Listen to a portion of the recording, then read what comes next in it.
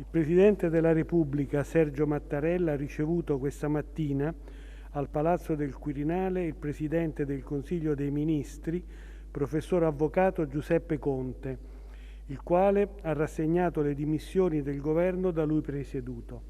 L'epilogo di quasi 2 settimane sulle montagne russe si è consumato a mezzogiorno al Quirinale, dove è calato il sipario sul Conte bis. Troppo rischioso aspettare il voto sulla redazione Bonafede al Senato, meglio giocare d'anticipo, soprattutto se l'intenzione è trovare i numeri per un Conte Ter, quei numeri che adesso non ci sono, con il Dem Achille Variati che fissa una linea invalicabile anche per il prossimo futuro. Quindi escludo l'idea che nasca un Conte Ter, chiamiamolo ballerino, perché non servirebbe al Paese, non servirebbe alle forze politiche che lo appoggerebbero, sarebbe veramente una cosa molto grave.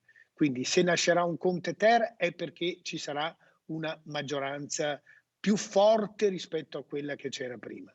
Affida a Facebook un grazie a Conte, l'unico ministro veneto, il 5 Stelle Federico D'Inca, per il quale è il momento della responsabilità e generosità. Ma se PD e Grillini continuano a guardare a un Conte Ter, i rappresentanti veneti del centrodestra a Roma chiedono al Colle un governo totalmente diverso o il ritorno alle urne.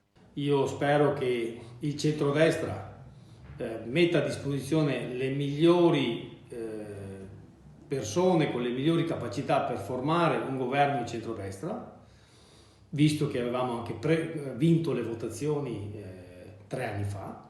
L'Italia è in difficoltà, i nostri cittadini soffrono così come tutte le categorie produttive, ma la maggioranza non trova nulla di meglio che litigare per le poltrone.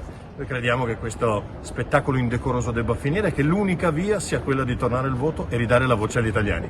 Il centrodestra andrà unito dal Presidente Mattarella a confermare la propria volontà, che è quella di non votare un Conte Ter, ma che si sciolgano le Camere e si vada immediatamente a elezioni.